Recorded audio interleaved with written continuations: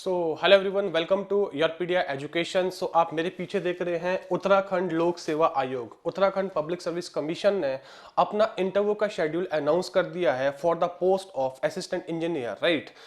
जैसे कि अभी रिसेंटली यार हमने देखा कि हरियाणा में भी इंटरव्यूज हुए थे और मध्य प्रदेश में भी हुए थे।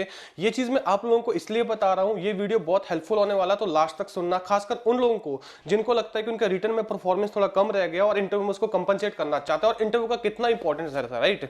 अभी रिसेंटली हरियाणा में हुआ था, तो वहां पे 12.5 मार्क्स का इंटरव्यू था। तो हमारे पास जो बच्चों का इन्फॉर्मेशन है, बच्चों को इंटरव्यू में 4 से 12 के बीच में मार्क्स मिले हैं। तो मतलब देखो, अगर कोई बच्चा हो सकता है रिटर्न में बहुत अच्छा परफॉर्म करके आया हो, इंटरव्यू में उसने बहुत अच्छा नहीं परफॉर्म किया, तो अगर उसको 4 या 5 मिल रहे हैं और दूसरा बच्चा जिसका रिटर्न में एवरेज परफॉर्मेंस रहा, कटअप को पार किया बट इंटरव्यू में 12 मार्क्स ले रहा, तो कितना लीड कर गया? 8 मार्क्स का लीड कर गया और वो फाइनल कटअप में बहुत बड़ा इंपैक्ट डालता है। और ऐसे ही मध्य प्रदेश का हुआ है स्टूडेंट, वहां पे टोटल इंटरव्यू 50 मार्क्स का था, तो बच्चों को जो अपीयर हुए हैं इंटरव्यू में मार्क्स मिले हैं 8 से 45 के बीच में। तो सोचो कितना बड़ा डेविएशन है और ओवरकम करने का कितना अपॉर्चुनिटी होता है कि अगर आप रिटर्न में अच्छा परफॉर्म नहीं कर पाए, इंटरव्यू में आपके पास बहुत एक अपॉर्चुनिटी रहता है। तो ये जो उत्तराखंड का इंटरव्यू होने वाला है, ये आपका 100 मार्क्स का होने वाला है और कल बड़ी जल्दी इसका एक डॉक्यूमेंट रिलीज कर देंगे विजेंद्र सर और यूपीडी एजुकेशन वाले, जिसमें जो भी ये डिपार्टमेंट है, पब्लिक सर्विस कमीशन जिसके लिए इंटरव्यू ले रहा है, इसके बारे में डिटेल और कौन कौन से रोल्स एंड रिस्पॉन्सिबिलिटी को हैंडल करते हैं, कौन कौन से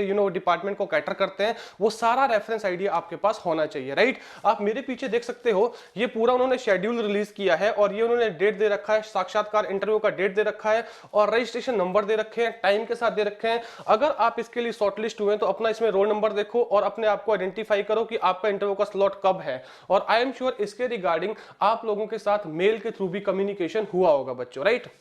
अब देखिए, दूसरी चीज यहां पे बहुत इंपॉर्टेंट आती है।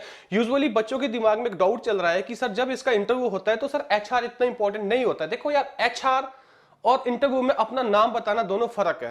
देखो, मोस्टली जो पब्लिक सर्विस कमीशन के इंटरव्यूज होते हैं उसमें बहुत रेयरली आपको पूछा जाता है कि अपना नाम बताओ या अपने बारे में बताओ, बट डायरेक्टली और इनडायरेक्टली आपको वो एचआर के क्वेश्चन पूछते हैं कि आप अभी तक क्या कर रहे थे, आपने कौन कौन से सब्जेक्ट पढ़े हैं, क्या आपने प्रोजेक्ट करा है, क्या क्या आपने प्रोफेशनल डेवलपमेंट स्किल्स करे हैं, अगर आपका बीच में गैप है तो अभी तक आप क्या कर रहे थे, उस गैप को आपने अपनी पर्सनैलिटी को प्रोफेशनली और पर्सनली डेवलप करने के लिए कैसे आपने उस टाइम को यूज करा। तो ये एक एचआर काइंड के क्वेश्चन बनते हैं। स्टूडेंट में एक एम्बिग्यूटी है कि एचआर का मतलब होता है कि वो मेरे बारे में, मेरा नाम, मेरे पेरेंट्स का नाम, मेरी जगह के बारे में, ठीक है, वो हाइड करते हैं कि बाइसिंग ना हो जाए इंटरव्यू में, क्योंकि पैनल में बहुत सारे लोग बैठे होते हैं, इसलिए वो नाम नहीं बताते, ये नहीं बताते आप कौन सी जगह से आते हैं। बट इसके अलावा एचआर बहुत बड़ी डोमेन है। एचआर सिर्फ आप कहां से आते हो, आपका नाम, वो नहीं है, राइट।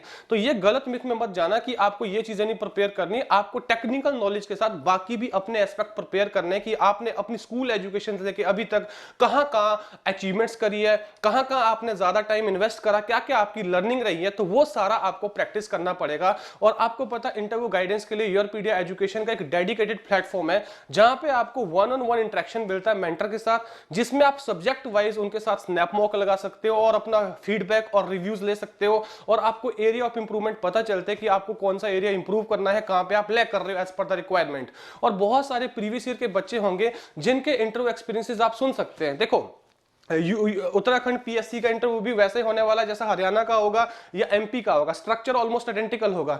डेफिनेटली उत्तराखंड में इंटरव्यू में जो आपका जनरल इंफॉर्मेशन होगा, आपकी अवेयरनेस होगी, आपके होम स्टेट के बारे में पूछी जाएगी, तो उससे रिलेटेड आपको एक डॉक्यूमेंट प्रॉपर दिया जाएगा। बट अगर मैं स्ट्रक्चर और लेआउट की बात करूं तो ऑलमोस्ट आपका आइडेंटिकल रहता है। तो टेक्निकल आपने रिटर्न के लिए भी प्रिपेयर किया था, बट इंटरव्यू के लिए एक अलग क्रिस्प तरीके से प्रिपेयर करना होता। और क्रिस्प तरीके से प्रिपेयर करने के अलावा सबसे बड़ा इंपॉर्टेंट चीज होता है कि आप आंसर किस तरीके से देते हो, क्या पैनल आपके आंसर से इंप्रेस्ड है, क्या पैनल को लगा कि आपने आंसर बहुत एक इजी वे में या बहुत डिटेल्ड वे में या इस तरीके से दिया कि उसको क्लैरिटी होगी जो वो पूछना चाह रहा था, और क्या वो पाता है कि आपकी पर्सनैलिटी कैसी पर्सनैलिटी है जो पब्लिक सर्विस में ग्लोरीफाई कर सकती है और अचीवमेंट ले सकती है और बहुत अच्छा कंट्रीब्यूशन कर सकती है और प्रोडक्टिव बन सकता है एक उत्तराखंड गवर्नमेंट्स के लिए। तो ये सारे एस्पेक्ट आपको आंसर देते वक्त अपनी पर्सनैलिटी में इंप्रूव करने हैं, ध्यान रखना है। तो उसके लिए गाइस मॉक इंटरव्यू लगाना बहुत ज्यादा जरूरी होता है। तो योरपीडिया एजुकेशन के साथ अपना इस जर्नी को स्टार्ट करो।